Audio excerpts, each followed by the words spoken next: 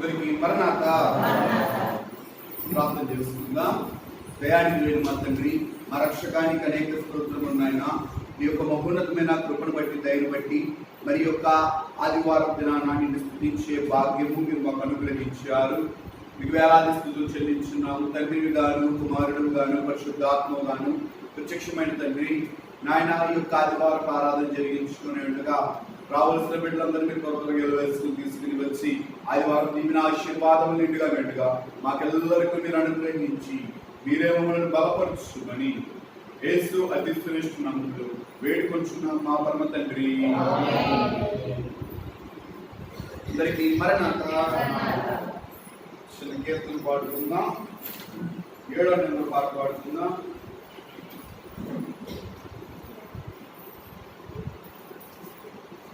శ్రీ సభావధూవరాయ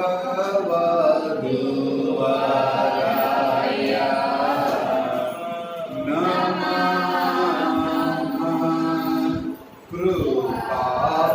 కృపాపుత్రుడా శ్రీ సభావధూవరాయ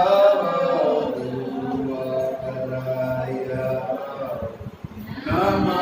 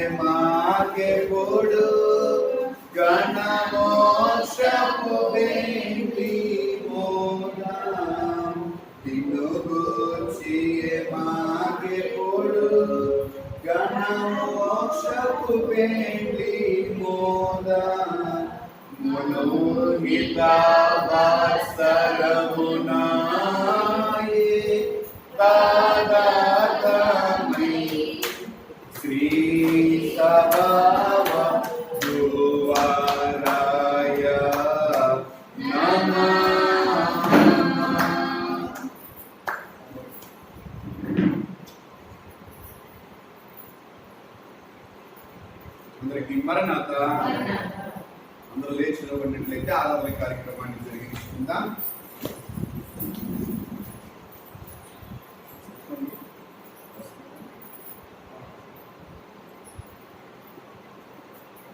తండ్రి యొక్కయు కుమారుని యొక్కయు పరిశుద్ధాత్మ నామమున కృపా సమాధానాలు మనెల్లరికి కలుగును గాక. రండి సాధించి పాడుదాము రక్షణదూతము మన ప్రభువే. రండి కృతజ్ఞత స్తోత్రముతో రారాజు సన్నిధికి ఎగుదాము. ప్రభు నామము కీర్తనలు సంతోషగానము చేయుదాము.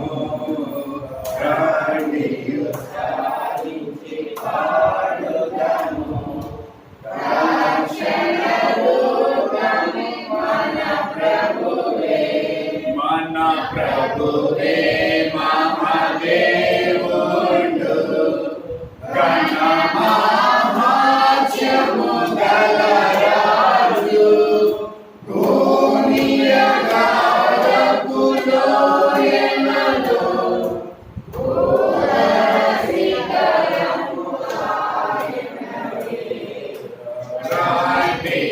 సాధించి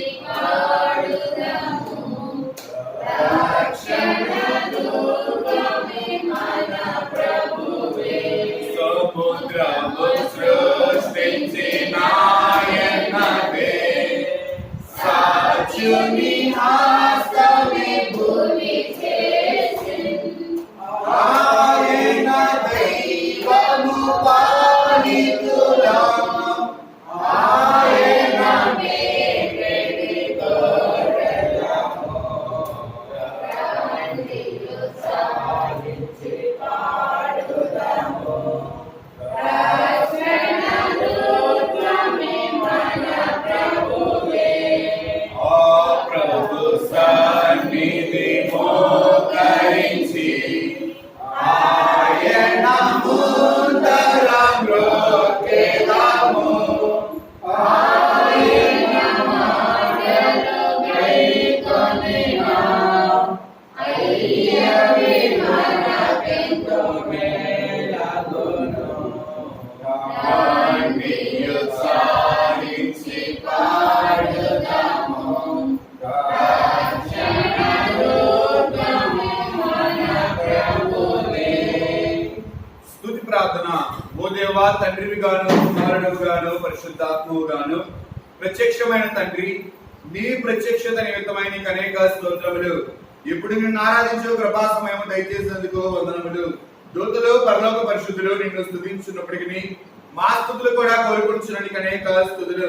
నీవు కలుగజేసిన సమస్త సృష్టిని బట్టి నీ ఘనతకలుచున్నది. సృష్టి అంతటితో పాటు మేము నీకు నమస్కరించున్నాము.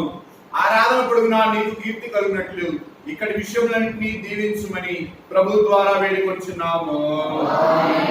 ప్రియులారా, ప్రభునందు ప్రియులారా, మనము అతి పరిశుద్ధుడైన దేవుని సన్నిధికి వచ్చినప్పుడు పూర్తిగా సర్వారాధనలో ప్రవేశింపక పూర్వము మన పాప స్థితిని ఒప్పుకొని క్షమాపణ పొందడం మనకెంతో మేలు. మనము పాపము లేని వారమని చెప్పుకొని ఎడల మనలో సత్యం ఉండదు. మన పాపములను మనం ఒప్పుకొని ఎడల ఆయన నమ్మదగిన వాడును నీతిమంతుడును గనుక ఆయన మన పాపములను క్షమించి సమస్త దుర్నీతి నుండి మనలను పవిత్రులుగా చేయును. మనము పాపము చేయలేదని చెప్పుకున్న ఎడల ఆయనను అబద్ధికునిగా చేయువారమవుదుము. ఆయన వాక్యము మనలో ఉండదు. తన అతిక్రమంలో పరిహారం పొందిన వాడు, తన పాపములకు ప్రాయశ్చిత్తం పొందిన ధన్యుడు. యెహోవా చేత నిర్దోషి ఎంచబడిన వాడు, ఆత్మలో కపటము లేని వాడు ధన్యుడు. అందరూ నాతో ఏకీభవించండి. పాపములు ఒప్పుకుందాం. పరిశుద్ధులైన ఓ దేవా, మేము మా జన్మను బట్టి, నైజమును బట్టి, పాపల మీద ఉన్నాం. తలంపులను బట్టి, చూపులను బట్టి పాపల మీద ఉన్నాం. ఇంటను బట్టి, మాటను బట్టి పాపల మీద ఉన్నాం. ప్రవర్తనను బట్టి, క్రియలను బట్టి పాపల మీద ఉన్నాం. ఈ కృపను పొందుటకు మేము అయోగ్యులము. మమ్మల్ని క్షమించుమని ఈ కుమారుని పరిముఖంగా వేడుకొంచున్నాము. ఆమేన్. ప్రియులారా, తండ్రి తన అపరిమితమైన ప్రేమను బట్టి విశ్వాసులందరూ అన్ని పాపములు క్షమించున్నాడు. శిక్షించుటకు ఇష్టపడడు. మన పాపములను జ్ఞాపకము చేసుకున్నాడు. అట్టి తండ్రిని నిత్యము స్తుతించుదుము. అందరూ నాతో ఏకీభవించండి. ఓ తండ్రి, నీవు పరిశుద్ధుడివై ఉన్నందున పాపులను అసహించు కొనవలసినది కానీ అడ్డు చేయక చేరదీసి క్షమించున్నావు కనుక అనేక వందనములు. ఆమేన్. తండ్రికి, కుమారునికి, పరిశుద్ధాత్మకును ఆదియందు ఎప్పుడును ఎల్లప్పుడును యుగాయుగములు మహిమ మహిమ మహామహిమ కలుగును గాక. ఆమేన్. తండ్రి, మన పాపములను క్షమించిన విశ్వాసం కలిగి మనందరూ కూడా కూర్చుని 4వ నెంబర్ కీర్తన 6, 7, 8 చరణాలు పాడుకుందాం. దేవ సంస్తుతి చేయవే మనసా, శ్రీమంతుడగుయో ఓవ సంస్తుతి చేయవే మనసా. దేవ సంస్తుతి చేయు మన జీవమాయ యెహోవా దేవుని పావన నామమును నింపుమా. నాయంతరంగములో వసించును సమస్తమా. ఆకారణము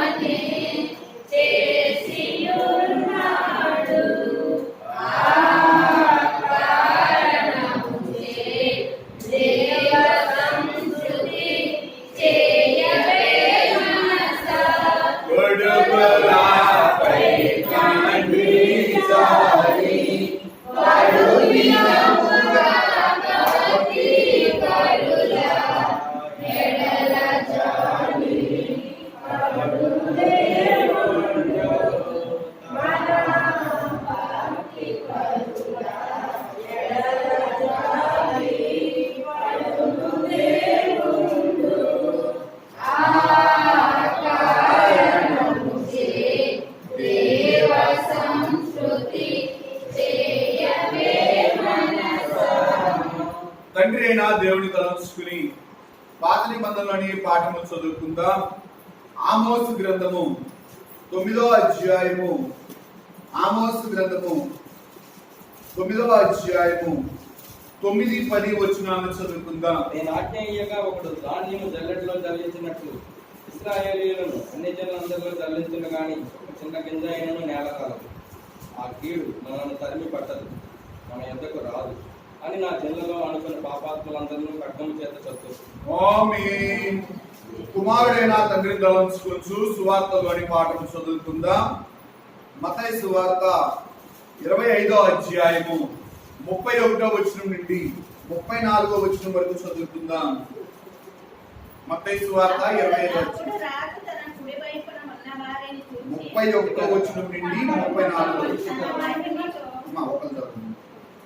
తన మహిమతో మనుష్య కుమారులను ఆయనతో కూడా సమస్త దూతలను వచ్చినప్పుడు ఆయన తన మహిమ గల సింహాసనం మీద ఆసీనుడై ఉండును. అప్పుడు సమస్త జనములు ఆయన ఎదుట పోగు చేయబడుదురు. గొల్లవాడు మేకలలో నుండి గొర్రెలను వేరుపరిచినట్లు ఆయన వారిని వేరుపరిచి తన కుడివైపున గొర్రెలను ఎడమ వైపున మేకలను నిలవబెట్టును. అప్పుడు రాజు తన కుడివైపు ఉన్న వారిని చూచి, నా తండ్రి చేత ఆస్వాదింపబడిన వారులారా రండి, లోకము పుట్టి మొదలుకొని మీ కొరకు సిద్ధపరచబడిన రాజ్యమును స్వతంత్రించుకోండి. ఆమేన్. పరిశుద్ధాత్మ తండ్రిని తలంచుకొంచు పత్రికల్లోని పాఠం చదువుకుందాం. ప్రకటన గ్రంథము 14వ అధ్యాయము 14వ వచనం నుండి 16వ వచనం వరకు చదువుకుందాం. మరియు నేను చూడగా ఇదిగో తెల్లని మేఘము కనబడింది. మనిషి కుమారుని చూడలేదు. ఆ మేఘం మీద ఆసీనుడైనడు. ఆయన శిరస్సు మీద సువర్ణ కిరీటము, చేతిలో వాడిగల పరమేయుడు ఉండెను. అప్పుడు మరియొక దూత దేవాలయంలో నుండి వెళ్లి వచ్చి భూమిపై పైరు పండి ఉన్నది, మూల భాషలో ఎండిపోయి ఉన్నది, కోతకాలం వచ్చిందని ఈ కడలో పెట్టి పోయిందని గొప్ప స్వరంతో ఆ మేఘం మీద ఆశీనుడైన మాటగా చెప్పాడు. మేఘం మీద ఆశీనుడైన వాడు తన పడవలను భూమి మీద వేయగా భూమి బయటకు వేయబడేది. ఆమేన్. వాక్యం ఇచ్చిన తండ్రికి స్తుతులను చెల్లించుకుందాం. త్రియేకుడైన దేవా, భూమి ఆకాశముల కంటిను వెండి బంగారం కంటిను గొప్పదానము నీ గ్రంథమును మాకు దయచేస్తున్నావు. కాబట్టి నీకు అనేక కృతజ్ఞతా స్తోత్రములు. నీవు స్వయంగా మాకు చెప్పవలసిన మాటలు నీవు ఈ పుస్తకంలో ఇచ్చినావు గనుక నీకు మా వందనములు సమర్పించుకుంటున్నాము. అందరూ విశ్వాస ప్రమాణం చెప్పమను. దేవుడు ఆది అంతము లేని దేవుడని నేను నమ్ముచున్నాను. ఆయన ప్రేమ, న్యాయము, పరిశుద్ధత, శక్తి, జ్ఞానము, జీవము, స్వతంత్రత, సర్వవ్యాపకత్వము ఈ మొదలైన శుభలక్షణములతో నిత్యము మహాతేజమయముగా ప్రకాశించునని నమ్ముచున్నాను. యేసుక్రీస్తు ప్రభు రూపమునకు మనుషుడిగాను అనాశిని బట్టి దేవుడిగాను సంచరించు దివ్య బోధల మూలముగాను అద్భుతములకు ఉపకారముల మూలముగాను నా పాపములు, నా వ్యాధులు, నా శిక్షలు తన శిలువపై వేసుకుని మరణమౌట మూలముగాను ఆయన సమాధుల నుండి 3వ నాడు వెలుపలికి వచ్చి పరలోకమునకు వెళ్ళుట మూలముగాను తన నిత్యావస్థిని ప్రేమను వెల్లడించునని నమ్ముచున్నాను. ఇప్పుడు అందరి నిమిత్తమై విజ్ఞాపన ప్రార్థన చేయించునని ఆయన 2వ మారు సంఘమును కొనుగోటకు మేఘాసీనుడై వచ్చినని మిగిలిన వారికి 7 ఏళ్ల శ్రమ కలుగునని తరువాత క్రీస్తునకును జరిగేత్తములు అంత్యక్రీస్తు అబద్ధ ప్రవక్త నరకములు వేయబడునని సాతాను ఆకారంలో 7 ఏళ్ళు బంధింపబడునని ఆ తర్వాత ప్రభు భూమి మీద 7 ఏళ్ళు పరిపాలన చేయనని తరువాత ఆయన సజీవులకు మృతులకు తీర్పు తీర్చునని నమ్ముచున్నాను. క్రీస్తు ప్రభు పాతాళంలోని సాతానును విడిపింపగా అతడు భూమి మీదకి వచ్చి గోగు మాగోగు అని పేర్లు గల సైన్యములను ఏర్పరచుకుని అతడు దేవుడితో యుద్ధం చేసి ఓడిపోనని క్రీస్తు అతనిని నరకములో పడవేనని నమ్ముచున్నాడు. అతడి తరువాత ఆయన అందరికీ తీర్పు విధించిననియు అవిశ్వాసులను నరకంలోనికి పంపివేయననియు నమ్ముచున్నాను. తుదకు భూమి మీద ఉన్న పరిశుద్ధులందరూ ఏక సంఘముగా ఉండుట వలన భూమి పరలోకములు భాగమగుననియు క్రీస్తు ప్రభు పరలోకములను భూలోకములను ఉండుననియు నమ్ముచున్నాను. నేను పరిశుద్ధాత్మను నమ్ముచున్నాను. ఈయన తండ్రితోను కుమారునితోను ఏకదేవుడిగాని ఉండి పనిచేసిననియు ఈయన ఆదేశం వలన దైవ గ్రంథము రాతలోనికి వచ్చిందనియు ఈయన వెలుగును బట్టి ఆ గ్రంథము అర్థమవుననియు తండ్రి ఉద్దేశించిన రక్షణ అనగా కుమారుడు అమూల్యమైన రక్తం వలన గడిచిపెట్టిన రక్షణ పరిశుద్ధాత్మయే విశ్వాసికి అందించినని నమ్ముచున్నాను. తండ్రి కుమారుడితో పాటు ఈయన కూడా సమానముగా ఆరాధన నమ్మదగు దేవుడని నమ్ముచున్నాను. పరిశుద్ధుల సహవాసమును పునరుద్ధానమును నిత్య జీవమును గలవని నమ్ముచున్నాను. ఆమేన్. వాక్యం కొరకు నా ప్రార్థన చేసుకుందా. దయానిధులైన మా తండ్రి, మా రక్షకానికి అనేక స్తోత్రములు నాయన. మరి ఈ సమయం మందు నీ మాటలను వినగొరుచుండగా నిలబడి నన్ను మరుగు చేసి మీరు ఆత్మ చేత మాట్లాడమని నీ యొక్క బైబిల్ గ్రంథంలోని విషయములను మా అందరికీ క్షుణ్ణముగా తెలియజేయమని మేమందరము కూడా నీ పాదసన్నిధానం కూర్చుని ఉండగా మా జ్ఞానములను వెలిగించమని తెలివిని మాకు దయచేసి మమ్మల్ని దివ్యలుగా వెలిగించి మీరు రాక మేఘములోనికి ఆయత్తపరుచుకున్నట్లు మా అందరికీ యొక్క వాక్యం ఉపయోగపడు రీతిగా మమ్మలను మా అంతరంగములను బలపరుచుమని వాక్యమై ఉన్న యేసు పేరట వేడుకొంచున్నాం మా పరమ తండ్రి. పునరుద్ధానుడైన యేసుక్రీస్తు ప్రభు యొక్క కృపా సమాధానములు మండలకు కలుగును గాక. మరణాత. దేవుని వాక్యాన్ని చదువుకుందాం.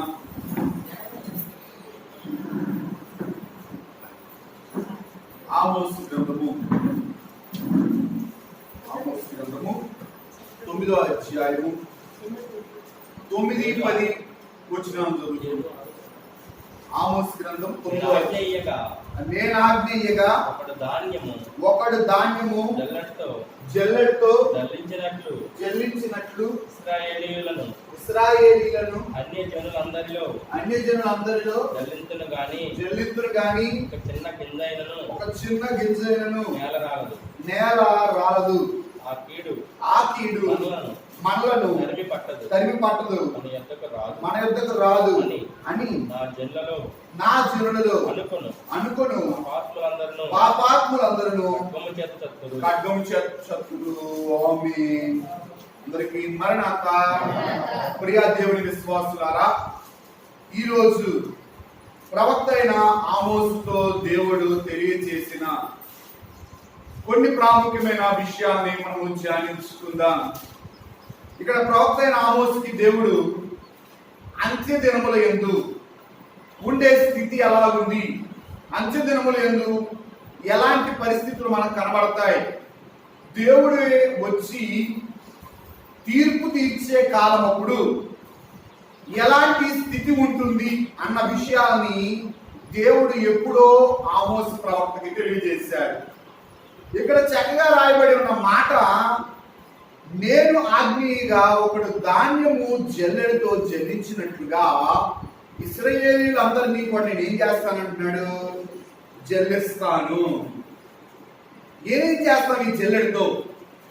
మనందరికీ తెలుసు, మన దగ్గర ఒకటి పెద్ద గింజ ఒకటి చిన్న గింజలు ఉన్నప్పుడు మనకి కావలసిన గింజ కావాలనుకున్నప్పుడు ఏం చేస్తారమ్మా?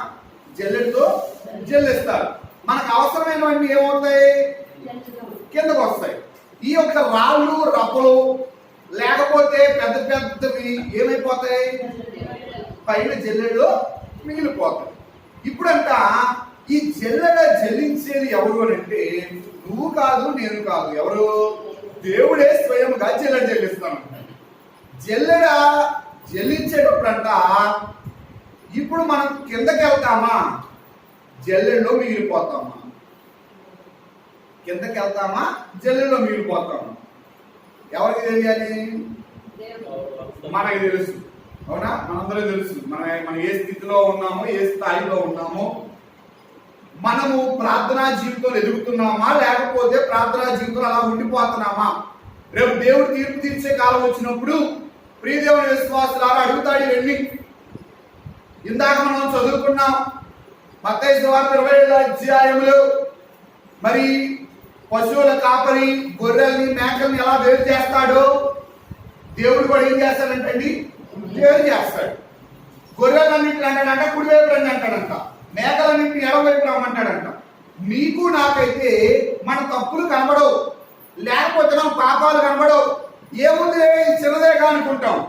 కానీ దేవుడు ఎలా చూస్తాడంటే సూక్ష్మంగా చూస్తాడు, చిన్న వాటిని కూడా.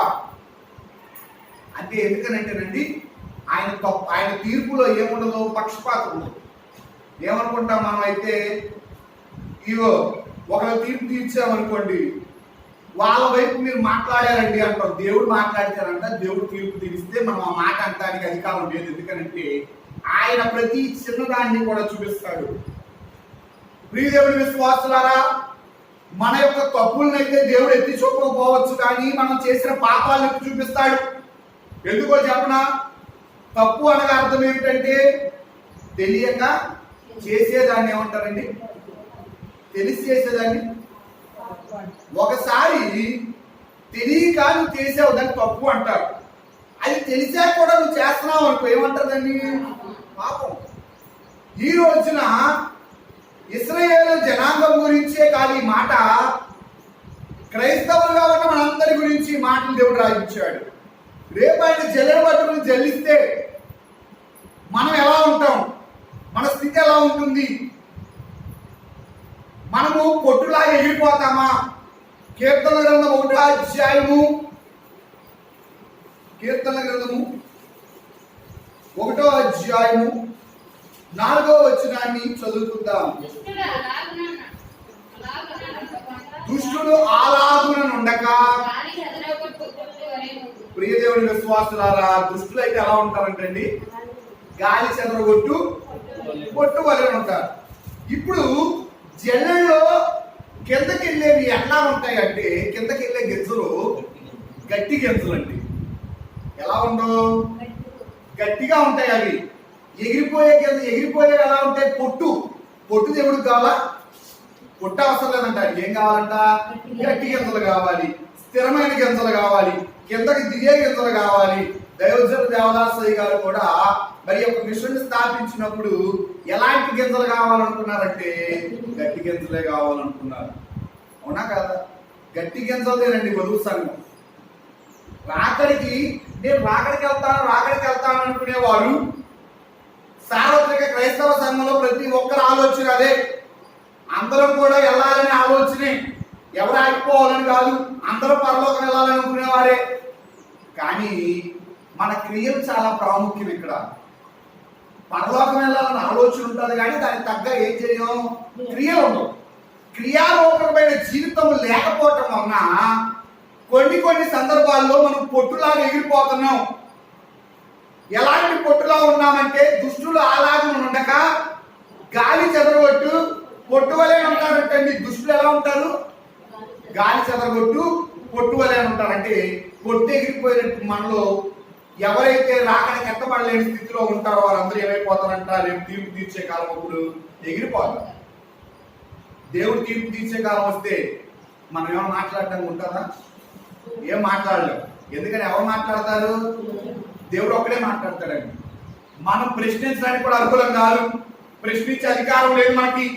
ఆయన ఒక్కడే తీర్పు తీరుస్తూ ఉంటాడు. ప్రియ దేవుడి విశ్వాసులారా, దేవుడు యొక్క జల్లెడ ఎలా ఉంటుందంటే బలమైనది, భయంకరమైనది. ఎలాంటిదండి దేవుని జల్లెడ? బలమైనది, అందరికీ ఒకసారి జల్లించేస్తాడండి. మనలాగా మనం అర కేజీ ఇలా జల్లేస్తాం. కానీ దేవుడు ఏం చేస్తాడంట? మనుషులందరికీ ఒక్కసారే జల్లెడ పడతాడు. జల్లెడ పట్టినప్పుడు ఎవరైతే కిందకి వెళ్ళారో వారందరూ కూడా మంచి వారిగా తీర్పు పొందుతారు. ఎవరైతే పైన మిగిలిపోతారో వాళ్ళందరూ ఏమైనట్టు? అందుకని అక్కడ చక్కగా ఆమోసుతో చెప్పి దేవుడు అన్నాడు. ఆమోసు 9వ అధ్యాయం 10వ వచనాన్ని చదువుకుందాం. ఆ కీడు మనలను తరిమి పట్టదు, మన యొద్దకు రాదు మన యొద్దకు రాదు అని నా జనులలో అనుకొను పాపాత్ములందరూ. ప్రియ దేవుని విశ్వాసులారా, మనం కూడా అనుకుంటాం కదండి, ఏమని? ఆ కీడు నాకు రాదండి. ఏ కీడు? రేపు జల్లెడలో పైన మిగలనండి. ప్రియ దేవుని విశ్వాసులారా, రెండు రకాలైన విశ్వాసం ఉంటుంది. ఒకటి అతి విశ్వాసం, ఒకటి దృఢమైన విశ్వాసం. అతి విశ్వాసం కలిగిన వాళ్ళు ఏమనుకుంటారంటే, నాకేంటండి, నా కీడు నాకు రాదు, రేపు రాకడ మేఘం వస్తే వెళ్ళిపోతాను, మీరు మిగిలిపోతారు అనుకుంటారు. అంటే ఎదుటి వారిని హేళన చేస్తూ, లేకపోతే మనమే గొప్ప అనుకునే వాళ్ళారా? అటువంటి అతి విశ్వాసం కలిగి ఉంటే ఏమంటున్నాడు తెలుసా దేవుడు ఇక్కడ? నాకు ఏమీ కాదనుకునే నా జనులందరూ కూడా ఆ రోజున ఏమవుతారంట? పాపాత్ములందరూ కూడా ఖడ్గము చేత చతురు.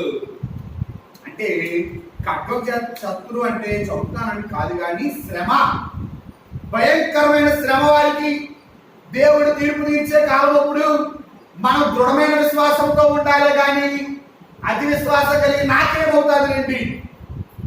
ఈరోజు మనం చూస్తూ ఉంటే లోకంలో కూడా జనాలందరికీ కూడా ఏంటంటే, ఈ యొక్క కరోనా వ్యాధిని చూస్తూ ఉంటే చాలా మంది అనుకుంటా ఉంటారు, ఏమవుతులేని మనకి, నా దగ్గరికి రాదుగా అనుకునేవారు ఉన్నారు లేదా? చాలా మంది ఉన్నారు. మన దగ్గరికి వస్తే మనం చూసేది ఏమవుతుంది? ఇంకా అవునా? మన దగ్గరికి వస్తే మనం చూడడానికంటే ఏముంటుంది? కానీ ముందేమనుకుంటాం, డబ్బపు మాటలు, ప్రగల్భాలు మనం కొలుపుతున్నాము అంటే మనలో ఏముందంటే అతి విశ్వాసం. అవసరం లేదు దేవుడికి ఆ మాటలు. ప్రియ దేవుడి విశ్వాసులారా, నాకు ఏమీ కాదు అనుకోవటం కంటే నా దేవుడు నాకు ఉన్నాడు కనుక దేవుడు నన్ను రక్షిస్తాడు అన్న విశ్వాసం ఉంటుంది. వారు ఆశ్చర్యపడతారు. ఇశ్రాయేల్ జనాంగం అంట, వాళ్ళందరికీ ఎలాంటి విశ్వాసం ఉండేదంటే, నేను ఎవరండి? ఏర్పాటు జనాంగం. ఎవరు మేము? ఏర్పాటు జనాంగం. కాబట్టి మాకు ఏ హామీ రాదు, మాకు ఏ కీడు రాదు. మనలో కూడా మనం అందరం అనుకుంటాం, నేను రక్షణ తీసుకున్నాను కాబట్టి నాకేం కాదండి. నేనేం తీసుకున్నా? రక్షణ తీసుకున్నాను కాబట్టి నాకు ఏమీ కాదు. ప్రియదేవుని విశ్వాసులారా, మనం రక్షణ తీసుకోవచ్చు. తీసుకున్న తర్వాత ఖాళీగా కూర్చుంటే ఏమీ రాదనుకుంటే ఎట్లా? ఏమీ రాదు. నిజంగా నేను తెలిసి ఏం రాదు తెలుసా? పరలోక రాజ్యం రాదు. భూలోకంలో మిగిలిపోతాం. తీర్పు తీర్చేటప్పుడు పైన చెల్లెల్లో ఉండిపోతాం మనం. కానీ మన క్రియలు ఇక్కడ ప్రాముఖ్యమండి. మనం ఎలాంటి క్రియలు కలిగి ఉంటే దేవుడి యొద్దకు చేరగలము? ప్రియదేవుని విశ్వాసాలు దేవుడి యొక్క 10 ఆజ్ఞలు పాటించాలి మనం. ఉన్నాయా 10 ఆజ్ఞలు? ఉన్నాయా లేదా? ఎక్కడున్నాయి? బైబిల్లో ఉన్నాయి. మనకు తెలుసా 10 ఆజ్ఞలు? 10 ఆజ్ఞలు తెలుసా? ప్రాముఖ్యమైన ఆజ్ఞ ఏంటి అసలు? అమ్మా, అన్ని ప్రాముఖ్యమే. అవునా? ఒకటి తక్కువ కాదు, ఒకటి ఎక్కువ కాదు, కానీ అన్ని చేయాలి. కానీ ఏది చేయాలి? శ్రమ వచ్చినప్పుడు ఏమనుకుంటున్నారు? అయ్యో యేసే దగ్గరికి వచ్చాను, ఈ శ్రమ వచ్చింది అనుకుంటున్నారా? అయితే నువ్వు ఆజ్ఞ మీరినట్టే. ఆదివారం ఆరాధనకి ఏమొస్తాం అని అనుకుని మనం ఇబ్బంది పడి బాధపడితే రాలేకపోతే ప్రియదేవుని విశ్వాసాలు ఆజ్ఞ మీరినట్లే. ఎందుకనంటే విశ్రాంతి దినమును మీరు ఏం చేయాలి? పరిశుద్ధముగా ఆచరించాలని నేను కాదని చెప్పింది. ఎవరు చెప్పారు? ఎవరు చేయాలంట? విశ్రాంతి దినాన్ని ఏం చేయాలి? పరిశుద్ధంగా ఆచరించాలంటే మీ అందరి హృదయాలు కూడా ఎట్లా ఉండాలి? ఇప్పుడు పరిశుద్ధంగా ఉండాలంటే ఏం ఆలోచనలు ఉండకూడదు? చెడ్డ ఆలోచనలు, చెడు తలంపులు ఏమీ లేకుండా దేవుడి సంఘానికి వచ్చి కూర్చోవాలి. అది పరిశుద్ధత. అంతేగాని పరిశుద్ధంగా ఆచరించమన్నామంటే తెల్లని వస్త్రాలు ధరించుకుని రావటం కాదు, లేకపోతే చక్కగా శారీరక శుద్ధి చేసుకుని రావటం కాదు, కానీ మన యొక్క తలంపులు కూడా శుద్ధీకరించబడి ఉండాలి. అందరూ కూడా నిమ్మలంగానే వచ్చారా? అందరూ కూడా నిదానంగానే వచ్చారా? మనసు ప్రశాంతతతోనే వచ్చారా? ఎందుకంటేనండి యేసుక్రీస్తు ప్రభువు చెప్పిన మాట, మనమంట కాను కల్పించడానికి వెళ్ళినప్పుడు ఒక ఆయన సోదరుడితో తనకి తర్కం ఉండటాన్ని బట్టి, గొడవ ఉండటాన్ని బట్టి దేవుడు చెప్పిన మాట ఏంటంటే, ముందు దేవుని యొక్క అర్పణ కాదు, ముందే వెళ్ళి నీ సోదరుడితో తర్కము కుదుర్చుకుంటురా. అంటే చెడు ఆలోచనలు లేకపోతే చెడ్డ తలంపులు కలిగి ఉండి దేవుడి సన్నిధానానికి వస్తే దీవెన కాదు, నిర్మలమైన మనసుతో కూర్చోవాలి. వచ్చి మనసు ప్రశాంతతతో కూర్చోవాలి. కూర్చుని ఏమనుకోవాలి తెలుసా, ఈరోజు నన్ను ఎవరు ఆశీర్వదిస్తారండి, ఈ వారం మొత్తానికి 7 దీవెనలు మనం ఈరోజు సంపాదించుకోవాలి. మరి గడ్డు కాల పరిస్థితులను బట్టి ఒక 2 నెలలు మనం ఆదివారం ఆరాధన చేసుకోలేకపోయాం ఆలయంలో. కానీ మరి మీలో ఎంతమంది ప్రతి ఆదివారం మరి ఇళ్లలో ఆరాధన చేసుకున్నారో నాకు తెలియదు, చేసుకునే ఉంటారని నన్ను విశ్వసిస్తున్నాను. ఎందుకనంటేనండి, మనం ఆలయంలోకి రాకపోయినా గృహంలో ఏం చేయాలి, దేవుణ్ణి ఆరాధించాలి, స్తుతించాలి. అప్పుడే దేవుడు ఏమనుకుంటాడంటే, నా యొక్క విశ్వాసికి ఎంత శ్రమ వచ్చినా నన్ను విడిచిపెట్టాడు అనుకుంటాడు. అనుకోడా ఒక చోట ఒక పెళ్లికి వెళ్తున్నారండి మీరు, బాగా భయంకరమైన వర్షం, మీకు బాగా తెలిసిన వాళ్ళు పెళ్లికి వెళ్తున్నారు, భయంకరమైన వర్షం, ఏం వెళ్తామో లేని ఆగిపోయారు అనుకోండి. బాగా తెలిసిన తర్వాత ఏమంటాడు, ఏదో ఒక ఆటో కట్టించుకునో ఏదో కారు కట్టించుకునో రావచ్చు కదా అంటాడు. అన్నారు శ్రమ కదా, ఏమొస్తానని అనుకుంటావా, మాట వస్తాదని చెప్పి ఏం చేస్తావు, ఎంత దూరమైనా ఎంత భారమైనా వారి దగ్గరికి నువ్వు వెళ్తావు. కానీ దేవుడి దగ్గరికి మాత్రం ఏం చేస్తామంటే, ఏం వెళ్తావు లేండి అని అనుకుంటాం. వర్షం పడుతుంది, ఎండ ఎక్కువైపోయింది, మంచు పడుతుంది, నాకు కాళ్ళు నొప్పిగా ఉంది, తలకాయ నొప్పిగా ఉంది, నాకు ఇవాళ ఆలోచన బాగాలేదు, నేను వెళ్ళలేను. ఇలాంటి ఆలోచన ఉంటే అది దృఢమైన విశ్వాసం కాదు.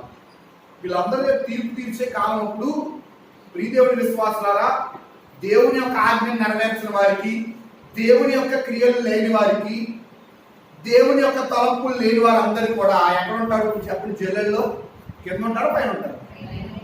పైన మిగిలిపోతారు. మిగిలిపోతే శిక్ష కాదా, కిందకి వెళ్ళిపోయిన వాళ్ళకి ఎంత గొప్ప స్థితితో తెలుసా, మొట్టమొదటిగా వాళ్ళందరూ కూడా భద్రం చేయబడతారండి. ఏం చేయబడతారు అంటే వాళ్ళకి రక్షణ వస్తారు. అందుకని అపోస్తలుడైన పౌలు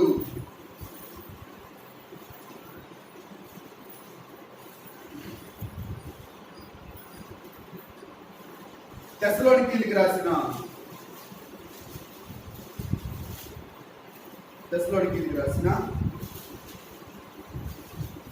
రెండవ పత్రిక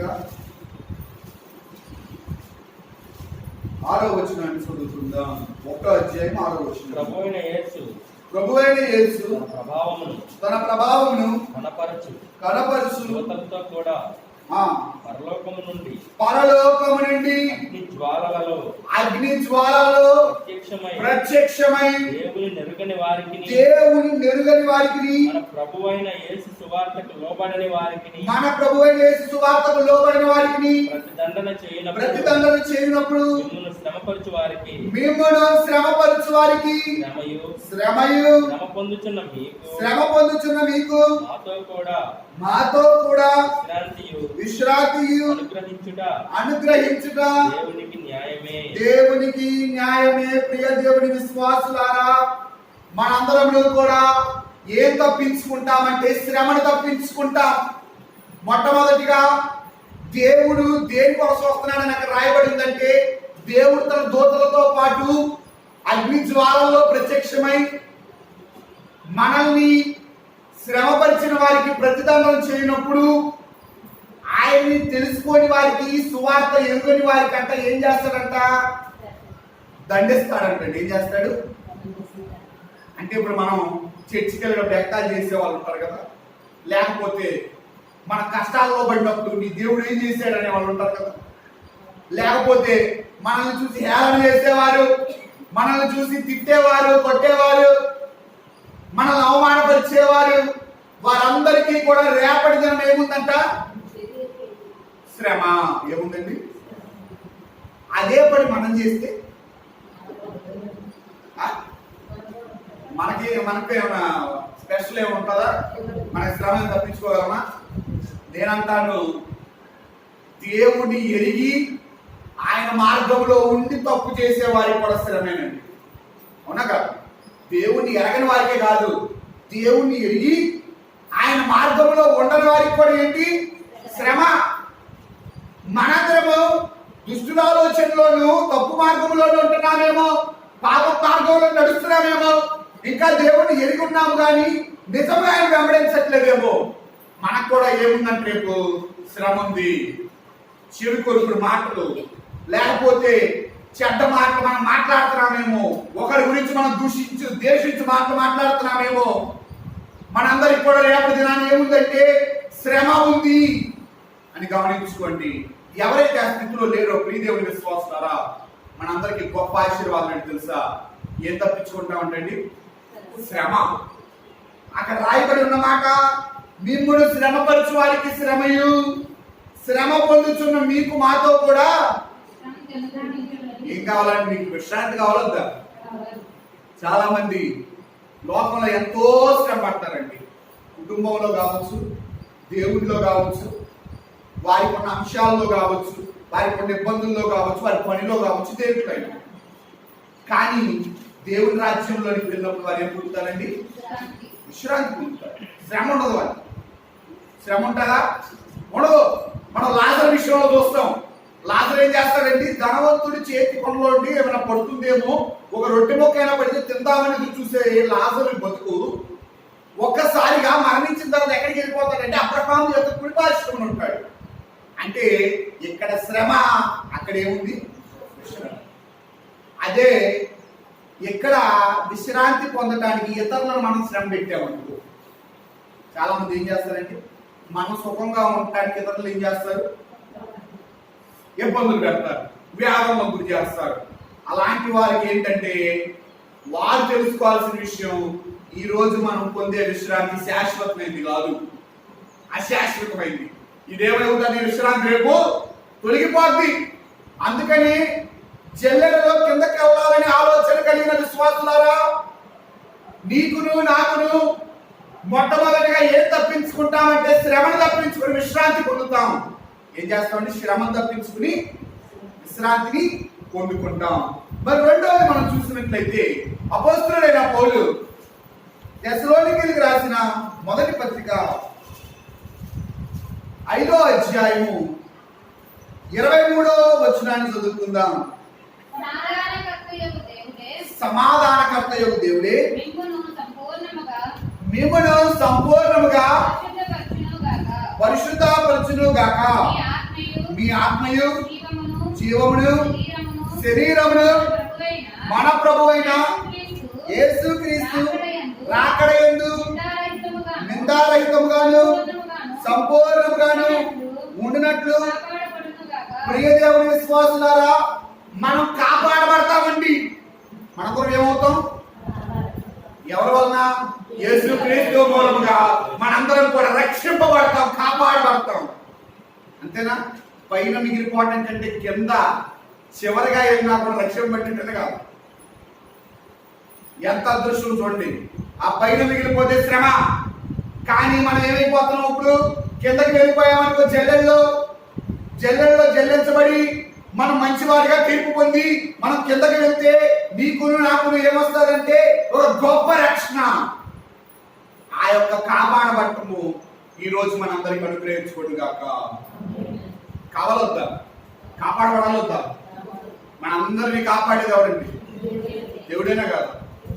ఈరోజు నేను గొప్ప అనుకునే వాళ్ళారా, నువ్వు కాదు గొప్ప, నేను కాదు గొప్ప. ఎవరు గొప్ప?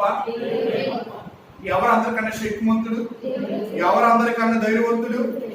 ఈ రోజు ఎవరిని మనం నడిపించేవాడు ఎవరు? కానీ మనం ఏమనుకుంటాం? నేనే కదండి అనుకుంటున్నారా? అనుకోమాకండి. కారణం ఏంటంటే కాపాడబడేది ఎవరి నామాన? యేసుక్రీస్తు ప్రభు యొక్క నామాన మాత్రమే మన యొక్క ఆత్మ, మన యొక్క జీవము, మన యొక్క శరీరము కాపాడబడుతుంది. మన యొక్క శరీరం ఇది, మన ఆత్మ, మన యొక్క జీవము అన్ని కాపాడబడాలంటే ఈ రోజు నువ్వు నేను ఏం చేయాలి? దేవుని అనుసరించి నడవాలి, ఆయన యొక్క క్రియలను పాటించాలి. ఆయన యొక్క మార్గంలో నడిస్తే మనం ఏమవుతాం? కాపాడబడతాం, రక్షింపబడతాం. లేకపోతే ఏమవ్వండి? రక్షింపడతారా? రక్షింపడతారా? ఎలా అయిపోతుందంటే కొలిమిలో పడిపోతాం మనం.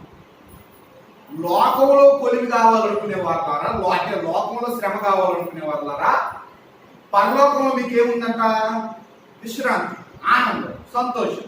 కానీ లోకంలో సంతోషము, లోకంలో దేవుడు వద్దు, లోకములో మాకు మా చుట్టాలు బంధువులు చాలు అనుకునే వాళ్ళు చాలా మంది ఉన్నారండి.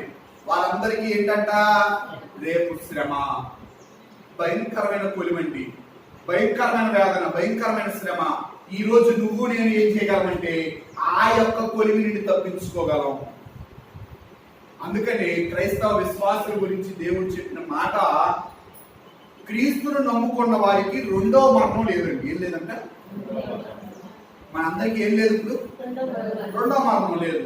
రెండో మరణానికి మన మీద అధికారం లేదు. అంటే మనందరం దేని నుండి కాపాడబడ్డాం? రెండో మరణం నుండి కాపాడబడ్డాం. కారణం ఏంటంటే యేసు క్రీస్తు ప్రభువునే ఆ యొక్క రక్షకుని మనం నమ్ముకోవడం ద్వారా. కనుక ప్రియ దేవుని విశ్వాసులారా, మనందరము కూడా అటువంటి విధముగా దేవుని చేత కాపాడబడాలి అంటే మనందరం ఏం చేయాలంటే ఈ రోజున బలముగా ప్రార్థన చేయాలి. చేయాలొద్దా?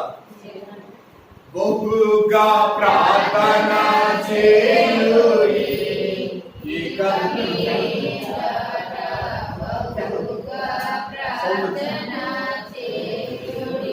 బహుగా ప్రార్థన చేసి బలమును సంపాదించు మనీలో కీడును గెలువడి.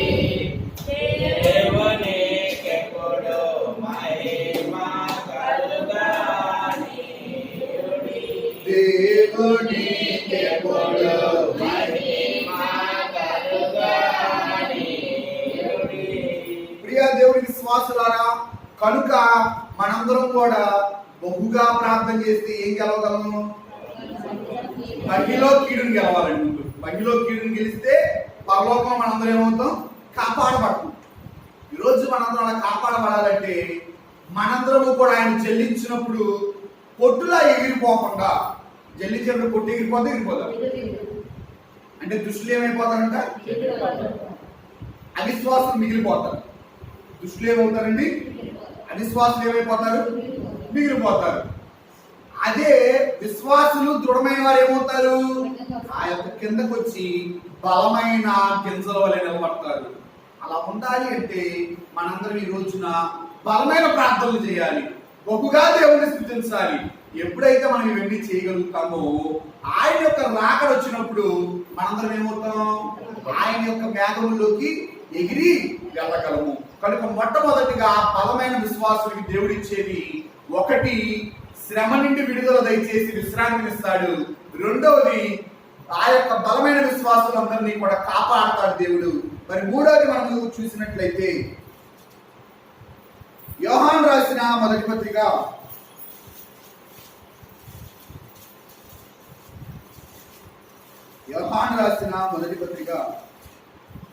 2వ అధ్యాయము, యోహాను రాసిన మొదటి పత్రిక 2వ అధ్యాయము 28-29 వచనాలను చదువు. కాబట్టి చిన్నపిల్లలారా, ఆయన ప్రత్యక్షమగునప్పుడు ఆయన రాకడ యందు మనము ఆయన ఎదుట సిగ్గుపడక ధైర్యము కలిగి ఉండినట్లు మీరు ఆయన యందు నిలిచి ఉండుడి. ఆయన నీతిమంతుడని మీరు ఎరిగి ఉన్న ఎడల నీతిని జరిగించు ప్రతి వాడును ఆయన మూలముగా పుట్టి ఉన్నాడని ఎరుగుదురు. ప్రియ దేవుని విశ్వాసులారా, మూడవది మనం ఏమవుతామంటే ఆయన యందు నిలిచి ఉంటాం. ఎక్కడ ఉంటామండి? ఆయన యందు నిలిచి ఉంటాం. ఆయన యందు నిలిచి ఉంటాం గొప్ప ధన్యత అండి. అందుకని ఇందాక మనం చదువుకున్నట్లుగా మత్తయి సువార్త 25వ అధ్యాయము 46వ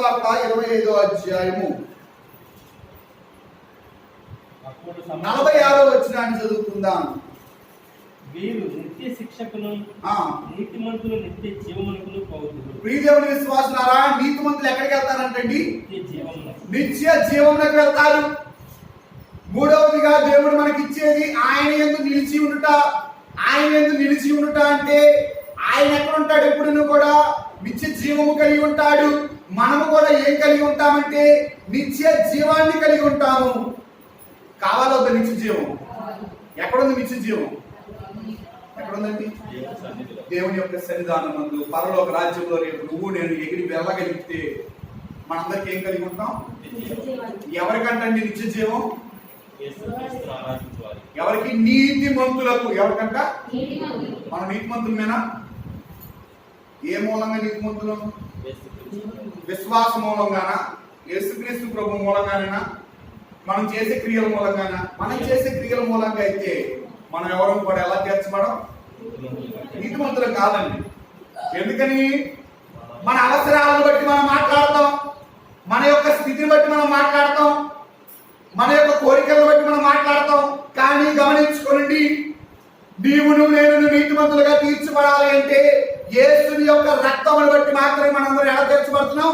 నీతిమంతులుగా తీర్చబడుతున్నాం. ఇప్పుడు దేవుని యొక్క శరీరానికి ఎగిరి వెళ్ళాలి అంటే మనం నీతిమంతులు అనాలంటాడు దేవుడు. ఏమనాలి? మనం చూసి ఈయన నీతిమంతుడు, ఈమె నీతిమంతురాలు అని మనల్ని ఏం చేయాలంట? గొర్రెల్లో వేయాలి. అదే మేకలు వేస్తే విడవబడతారు. మనం ఏమైపోతాం? విడవబడిపోతాం. అదే జల్లుల్లో కిందకి వెళ్తే మళ్ళా జల్లులో పైన కలిగిపోతే వదిలిపోతారు. మనందరం కూడా మిగిలిపోతాం. ప్రియదేవుని విశ్వాసులారా, ఇప్పుడు క్రైస్తవ సంఘానికి ఇదే ప్రశ్న. నేను వెళ్తానా వెళ్ళను? మీకు ఎప్పుడైనా అనుమానం వచ్చిందా? వచ్చిందా? ఆలోచన వస్తూ ఉంటుంది అప్పుడప్పుడు మనకు కూడా. రాని వాళ్ళకంటే అర్థం ఏంటంటే, చిన్నప్పుడు మా ట్యూషన్ మా స్కూల్లో కూడా చెప్పేవాళ్ళు అనమాట. ఎనీ డౌట్స్ అని అడిగేవాళ్ళు. ఎవరు మాట్లాడేవాడు కాదు. మీకు డౌట్ రాలేదంటే మీరు ఎవరు వినలేదురా అనేవాళ్ళు. అట్లాగే మనకు కూడా అనుమానం ఎప్పుడు రాలేదనుకో, నా స్థితి ఏంటో తెలుసుకోవాలని ఆలోచన ఉంటేనండి చాలా మంచిది. కానీ మనమేమనుకోమంటే వస్తాం, ఆదివారం కూర్చుంటాం, వెళ్ళిపోతాం, అయిపోయింది అనుకుంటాం. కానీ అలా అనుకుంటే రేపు రాకరకు ఎత్తబడటం కష్టమే. ఎందుకని కష్టం అన్నానంటే, ఏమో 30 అంతల్లోనే 60 అంతల్లో తర్వాత వెళ్తారేమో, 100 అంతల్లో వెళ్ళటం కష్టం. ప్రతిదినము మనం పరీక్షించుకోవాలండి, ప్రశ్నించుకోవాలి, విమర్శించుకోవాలి. దేవుడు ఇప్పుడు జల్లెడ పట్టుకుని వస్తే, ఆయన జల్లిస్తే ఈ లోకంలో నేను నీతిమంతుడిగా తీర్చబడతాను. ఆలోచించాం ఒకసారి. మనందరం మనం ప్రశ్నించుకుందాం. ఇప్పుడు దేవుడు మన మధ్యలోకి వచ్చి ఆయన ఇప్పుడు తీర్పు తీరుస్తానంటే మనం కింద ఉంటామా పైన ఉంటామా?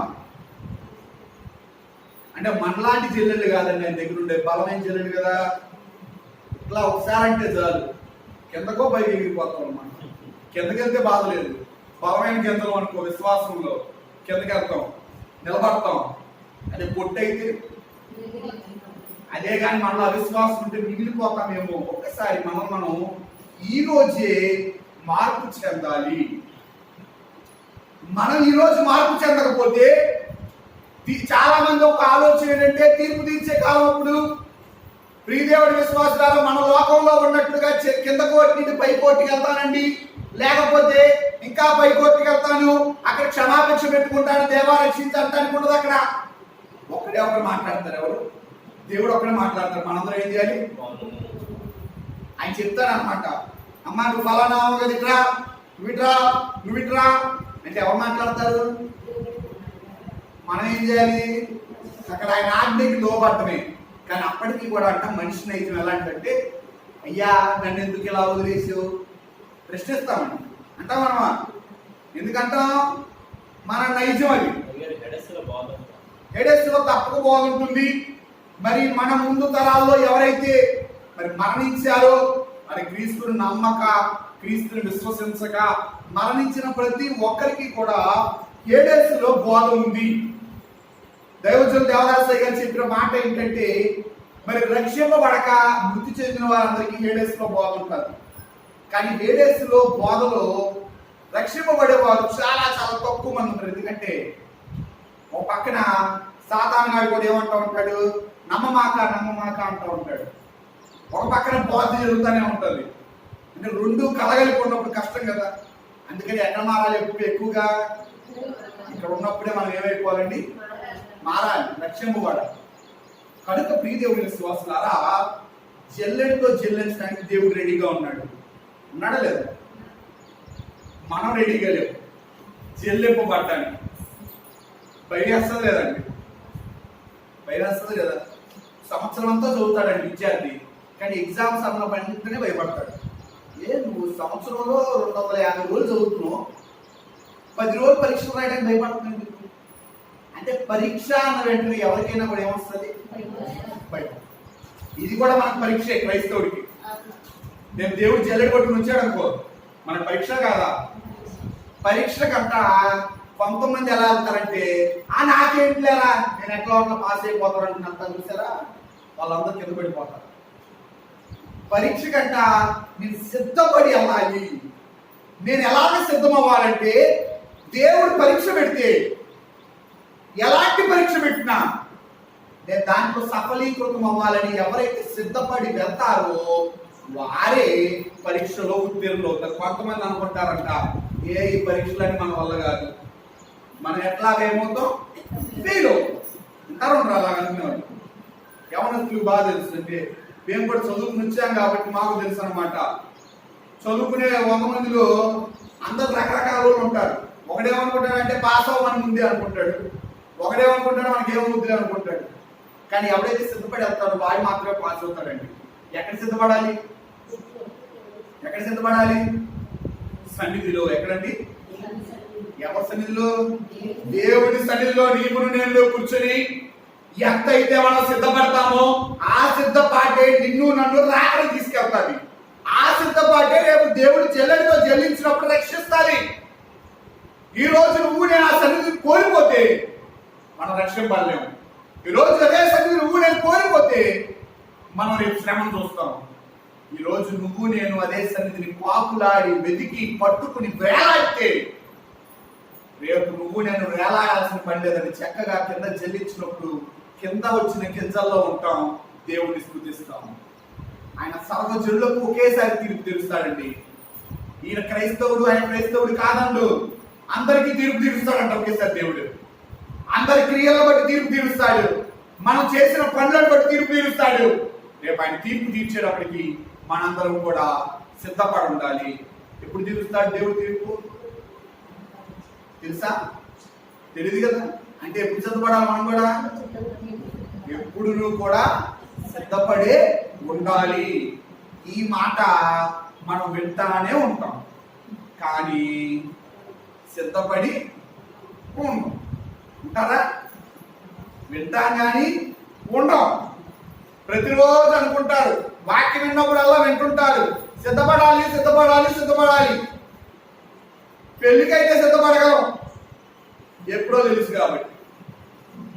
అంతేనా? పుట్టినరోజుకి వెళ్ళి సిద్ధపడగలం, ఎప్పుడో తెలుసు కాబట్టి. తెలియకుండా వచ్చే యేసుని యొక్క రాకడకు ఎట్లు సిద్ధపడాలి? తెలియకుండా దొంగ వలె ఆయన వస్తున్నాడు.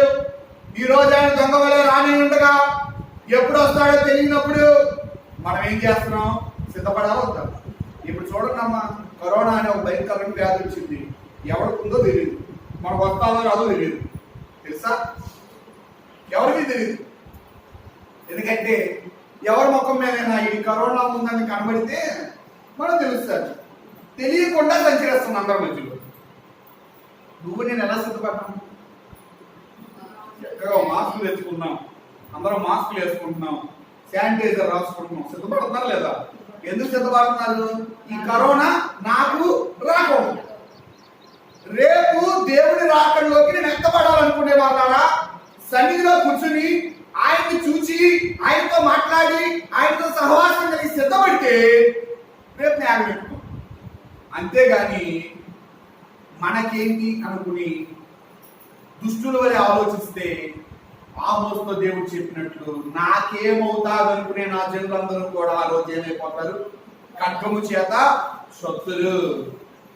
మనం కూడా ఈరోజు అలా అనుకుంటున్నామేమో, మారిపోవాలి. మారాలి వద్దా? ఇవాళ మారకపోతే ఏమైనా మధ్యాహ్నానికి రాక వస్తే మనం మిగిలిపోతే మనం మారాలా వద్దా? మారదాం. ఎలా మారదాం? సిద్ధపడేవారిగా మారదాం. ఊరికే మాటలు చెప్పేవారిగా కాదండి. మన యొక్క మాటలన్నీ కూడా క్రియల్లో కనబడాలి. మన యొక్క పడిపడ క్రియల్లో కనబడాలి.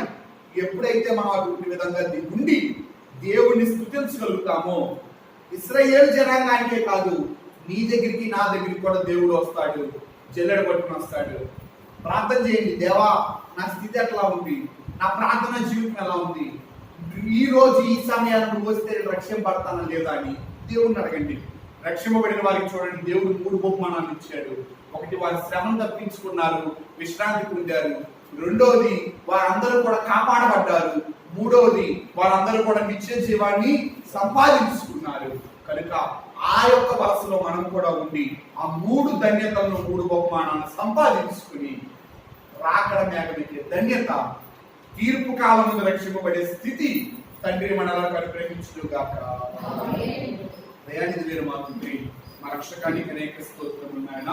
నీ యొక్క మహోన్నతమైన కృపను బట్టి, దయను బట్టి నీవు తీర్పు తీర్చు కాలం వచ్చినప్పుడు మేమందరము కూడా నాయన అప్పటికి సత్క్రియలు చేసిన వారమై నీతిమంతులుగా ఎంచబడి నాయన నీవు జల్లెడలో జల్లించినప్పుడు మేము పొట్టు వలె ఎగిరిపోక, అవిశ్వాసుల వలె మిగిలిపోక, నీతిమంతుల వలె నీ యొక్క జల్లెడలో నిండి మేమందరం కూడా కొడిపోయి ఆ యొక్క గట్టి విశ్వాసం, గట్టి గింజల వల్ల నిలబడే ధన్యత మాకెల్లరికి మీరు అనుగ్రహించమని యేసు అతి శ్రేష్ఠ నామములో వేడుకొంచున్నాం మా పరమ తండ్రి.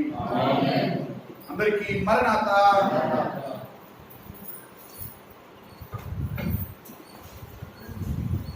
ఒక కానుకలు సేకరించుకుందాం. మంగళ స్తోత్రార్పణలు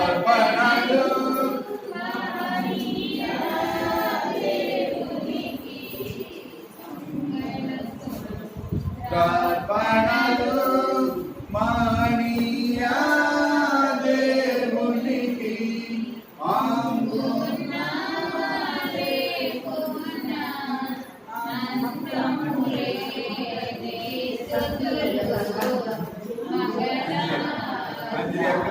దేవుడు జీవించును. ఏంటి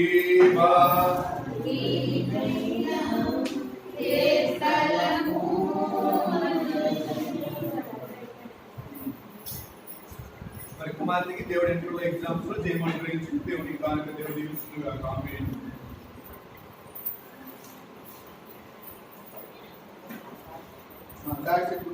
మరి కానుక దేవుడు జీవిస్తున్నారు.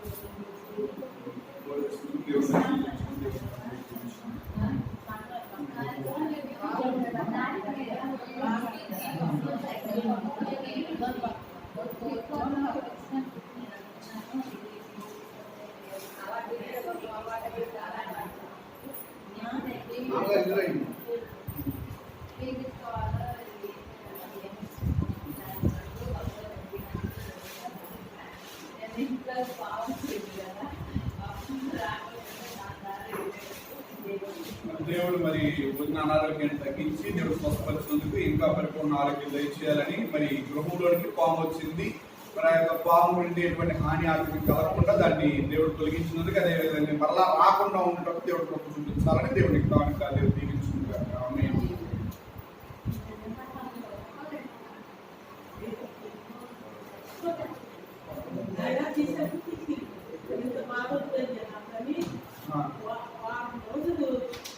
బాధపడ్డాను వచ్చి ఎక్కడ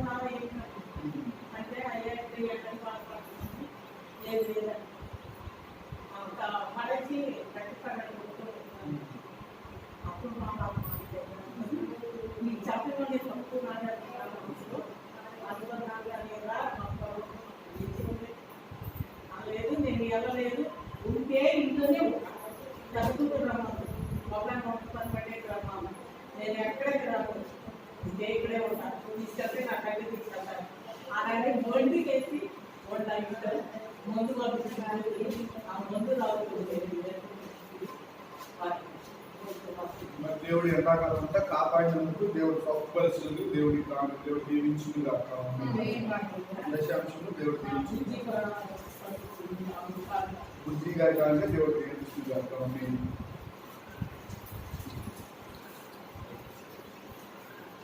మరి చిన్న ప్రకటనలు మరి రేపు కాకాని స్పర్శాల మరి 2 కోటాలు జరుగుతాయి. మరి ఏకీకరించాల్సిన మరి ఏకీకరించండి. మరి చిన్న పిల్లల్ని ఎవరు తీసుకెళ్ళద్దు, మరి పెద్దవారు మాత్రమే వెళ్ళడానికి మరి అవకాశం ఉంది. మరి గవర్నమెంట్ వారు చెప్పిన ఆదేశాల మేరకు మనం చర్చిల్లో పలహారాలు కానీ భోజనాలు కానీ ఏం చేసుకోకూడదు. కనుక మనం ఓన్లీ మరి ప్రార్థన మాత్రమే జరిగించుకోవడానికి అవకాశం ఉంది. మరలా ఈ వారం నుండి శుక్రవారాలు యథావిధిగా సాయంకాలం కార్యక్రమం జరిగింది.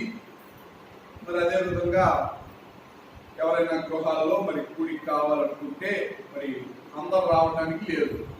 అంటే ఎవరి గృహంలో అయినా ప్రార్థన మీరు ఏ పనికైనా మీరు పొలం విషయంలో ప్రార్థనకైనా దేనికైనా మీరు ప్రార్థన కావాలి అని అనుకుంటే మీరు నాకు ఫోన్ చేస్తే నేను ఒక్కడనే వస్తాను, ప్రార్థన చేస్తాను. ఎందుకనంటే మరి 7-8 మంది కూర్చోవడానికి కూడా ఏ గృహంలో కూడా పర్మిషన్ లేదు, గృహ కూడిక చేయకూడదు. కనుక మీరు ఈ పిల్లలు పుట్టినరోజు కావచ్చు, లేకపోతే ఏదైనా కావచ్చు, మీ పొలం విషయం ప్రార్థన అవ్వచ్చు, మీకు ఇంట్లో ఏదైనా సమస్యలు ప్రార్థన కావచ్చు, ఏదైనా ప్రార్థన కావాలంటే మీరు ఫోన్ చేయండి. ఫోన్ చేస్తే మేము తప్పకుండా వస్తాం, వచ్చి మీ అంశాన్ని బట్టి ప్రార్థన చేద్దాం. ఇంకెవరికైనా ప్రత్యేకమైన ప్రార్థనలు కాబట్టి ఫోన్ చేయండి. ఫోన్ చేయించుకుని కూడా మీరు ప్రార్థన చేయించుకోండి. ఎవరు కూడా మరి ప్రార్థనలు లేవని బాధపడమాకండి. మీరు కావాలనుకుంటా మరి చర్చికి వచ్చి మీరు ప్రార్థన చేసుకోవచ్చు. కానీ ఏంటంటే ప్రస్తుత కాల పరిస్థితులు బట్టి మరి అందరికీ కూడా మరి మీకు ఉపవాస ప్రార్థనలు అంటే అందరికీ 7-8 మంది ప్రార్థన చేస్తేనే మీకు మనసు ప్రశాంతత. చూసారా, నేను ఇదివరకే చెప్పాను, కాలం వచ్చేసింది. అవునా, ఇదో నేను ఒకసారి అన్నాను, 7 లేకపోతే అట్లా అన్నప్పుడు నేనేం చెప్పా, నేను ఒక్కడనే వచ్చి 7 ప్రార్థనలైనా చేస్తానమ్మా, మీరు అలా బాధపడడం నాకన్నా చెప్పాను అన్నా లేదా? అనుకున్న సంవత్సరానికే కాలం వచ్చిందండి. ఎవరైనా పిలిస్తే నేను ఒక్కనే రావడానికి ఉంది, ఎవరు రావడానికి లేదు. కనుక అంటే మనుషులను చూడకండి. నా ఉద్దేశం ఎప్పుడైనా ఒకటే, మీరు ఎవరిని చూడాలంటే దేవుడిని చూడాలి. ఇప్పుడు నేను వచ్చానంటే నేను వచ్చానని కాదు, దేవుణ్ణి మీరు మీ ఇంటికి మీరు కావాలనుకున్నారు, ఆయన ఆహ్వానిస్తే ఆయన ప్రతినిధిగా మేము వచ్చాము. అంటే మేము వచ్చామని చూడమాకండి, ఎవరు వచ్చామని చూడాలి? దేవుడు మా ఇంటికి వల్ల మరి అయ్యగారు నడిపించాడని చూడటమే. కనుక మీకు ఎటువంటి ప్రార్థన కావాలన్నా ఫోన్ చేయండి. ఏ అవసరం ఉన్నా ప్రార్థన చేయడానికి మేము సిద్ధంగా ఉన్నాం. అదేవిధంగా శుక్రవారం సాయంకాలం మనకి ప్రార్థన ఉంటుంది. తోటలో పొద్దున్న 8:30 నుండి 9 నుండి అనుకుంటా, 9 నుండి 10:30, తర్వాత 12:30 నుండి మధ్యాహ్నం 2:30, 2 ఆరాధన. అక్కడ కూడా మరి జాగ్రత్తగా వెళ్ళండి. ఎందుకంటే పిల్లలను తీసుకెళ్తే రానివ్వడం, 60 సంవత్సరాల పైబడిన వాళ్ళు వెళ్తే ఆపేస్తారు. మాస్కులు కంపల్సరీ, శానిటైజర్. మీరందరూ కూడా మరి చక్కగా మా మాట విని మాస్కులు పెట్టుకొచ్చారు, మంచిది. ఎందుకంటే ఇది మీకు క్షేమం, మాకు క్షేమం అన్నమాట. ఇళ్ళకెళ్ళిన వెంటనే అందరూ కూడా మరి శుభ్రంగా మళ్ళా చేతులు వెళ్ళి కడుక్కుని, ముఖం కడుక్కుని అప్పుడు ఇళ్లలోకి వెళ్ళండి. ఎందుకంటే ఇది ఎక్కడ ఉందో మనకు తెలియదు. తెలిస్తే మనం అరికట్టగలం, తెలియకుండా మనం ఏం చేయలేం, దాన్ని ఆఫ్ చేయలేము. కనుక మీరు అందరూ కూడా జాగ్రత్త వహించండి. మరి అదేవిధంగా మరి ఒకటి ఏంటంటే, మీ ప్రార్థనలు కావాలంటే తప్పకుండా ఫోన్ చేయండి, ప్రార్థన చేద్దాం. మీ అంశాలు ఏమైనా ఉన్నా కూడా తప్పకుండా ఫోన్ చేస్తే మనం ప్రార్థన చేద్దాం. మేము అందరి ప్రార్థనలో కూడా ప్రార్థిస్తాం. ఇక్కడ ఇంకెవరికైనా ఏమైనా అంశాలు ఉంటే కూడా మాకు తెలియపరచండి. వచ్చే నెల నుండి మరలా మనం మంగళవారం, మొదటి మంగళవారం ప్రార్థన చేసుకుందాం, మొదలు పెడతాం. ఎందుకంటే అయిపోయింది కదా, ఎన్ని నెలలు? ఏప్రిల్, మే, జూన్, 3 నెలలు అయిపోయింది. 3 నెలలు అయిపోయిన తర్వాత మరలా జూలై నుండి మరలా ప్రారంభించుకుందాం. కానీ ఏమన్నా భోజనాలు ఉండవు. ఎందుకంటే మరి అది చెప్పినప్పుడు మనం ఏం చేయాలి? ఆచరించాలి. మనం ఆచరించలేదనుకో, ఎవరైనా కంప్లైంట్ ఇస్తే మొత్తానికి ఏమొస్తుందంటే మరి మనకి మోసం అవుతుంది. అందుకని అలా కాకుండా మనం ఆచరిద్దాం. దేవుడు మనకి ఈ యొక్క సదవకాశాన్ని ఇచ్చాడు, కలిసి ప్రార్థించుకునే అవకాశాన్ని ఇచ్చాడు.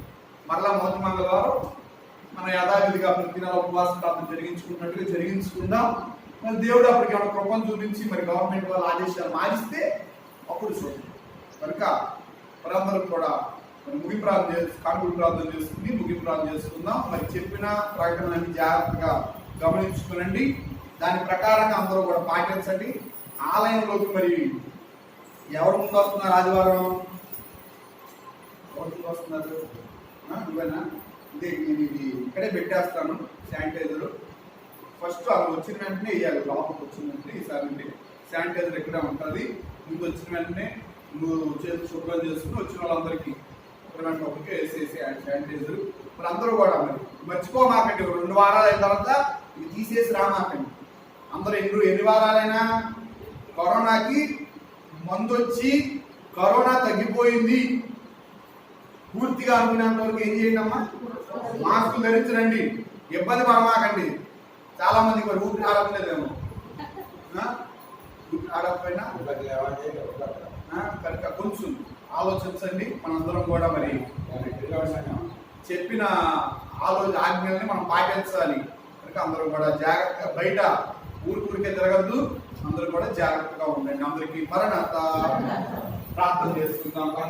ప్రార్థన దయాన్ని మా తండ్రి, మా రక్షకానికి అనేక స్తోత్రములు. ఆయన దేనబిడ్డైన వారు అర్పించిన అర్పణలన్నింటినీ స్వీకరించి దీవెనాలను కొలత దయచేసి ఇండైన ఆశీర్వాదంతో నింపి ఎప్పుడు కానుకని సేవాత్మని మనకు వాటితో దయచేయమని, ఆదివారం అనే కానుకని, కృతజ్ఞత కానుకని, దశభాగానే కానుకని, ప్రతి ఒక్క కానుకని గ్రంథములు లెక్కించుకుని నాయన వీరే ఇండైన ఆశీర్వాదంతో నింపి నడిపించుకుని, ఏ విధంగా పేదల రాజు యొక్క అర్పణను స్వీకరించారు ఈ అర్పణను స్వీకరించుకుని యేసు అచ్చరేషనామములో వేడుకొంచున్నాము మా పరమ తండ్రి. ఆమేన్. ముగింపు ప్రార్థన చేసుకుందాం. మహోన్నతుడా, మహాగరుడా, ద్వితీయుడా, నీ గణనామానికి వేలాది స్తుతులు చెల్లిస్తున్నాము. దేవ యొక్క ఆదివారం దినాన్ని పాల్గొందని కూర్చునే ధన్యత భాగ్యము మీరు మమ్మల్ని అనుగ్రహించారు కనుక నీకు వేలాది స్తుతులు చెల్లిస్తున్నాము. తండ్రి, ఏకీపించిన ప్రతి ఒక్క బిడ్డని వారి పేరు పేరున మీరు దీవించండి, ఆశీర్వదించండి.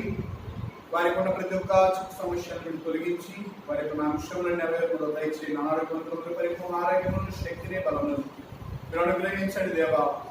నాయన అదేవిధంగా గోపాల విషయంలో నాయన మరి డాక్టర్లైన వారికి ఆపరేషన్ చేయాలని చెప్పి ఉండగా స్వస్థపరచండి.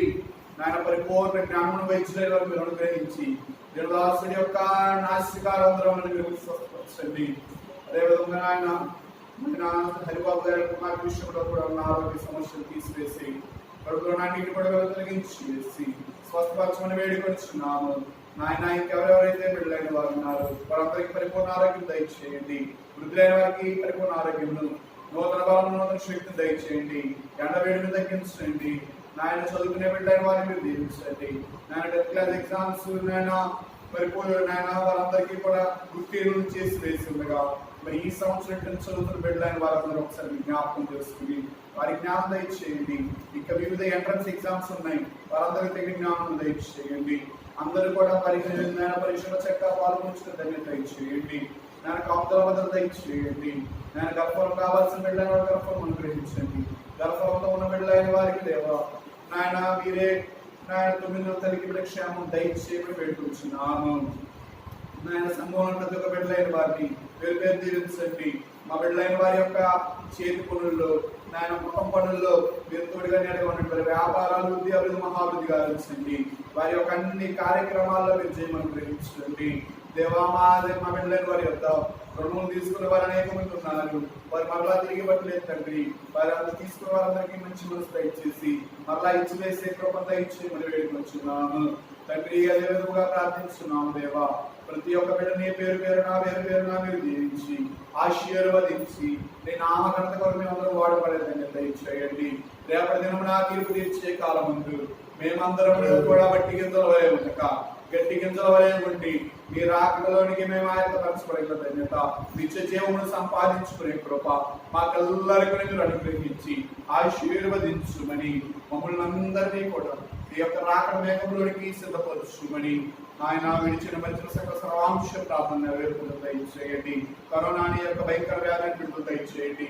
నాయన సరియైన మందుని కనుక్కుని నాయన కరోనా వ్యాధిని విడుదల పొందేదని దయచేసి నాయన సర్వ మానవాళికి మీరే నూతనమైన రక్షణను అనుగ్రహించి మరి ఒక పర్యాయం అందరినీ కట్టుకు తిప్పుకు నడిపించుమని ఆశీర్వదించుమని మా కొరకు తిరిగి త్వరగా రానయ్యున్న యేసు అతి శ్రేష్ఠ నామములో వేడుకొంచున్నాం మా పరమ తండ్రి.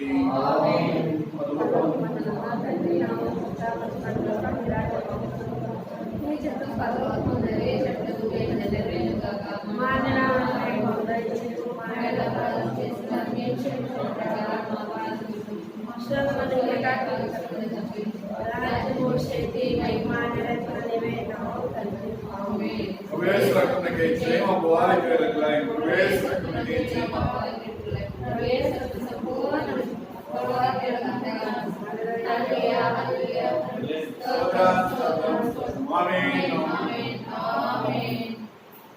తండ్రి కుమార పరిశుద్ధాత్మ తత్వదేవుని యొక్క దివ్య దీవెన ఆశీర్వాదములు ఈ యొక్క దినమున ఆరాధనలో ఏకీవించిన ప్రతి ఒక్క బిడ్డలైన వారికి వారి కుటుంబములకు చేయని సర్వాంశ ప్రార్థనలకు జరగని అన్ని కార్యక్రమములకు రాక పర్యాంతము తోడే నడిపించును గాక. వచ్చివేసిన దేవుని సభకు చేరుదము రండి. వచ్చివేసిన దేవుని సభకు చేరుదము రండి. త్వరలో యేసుని కలసికొని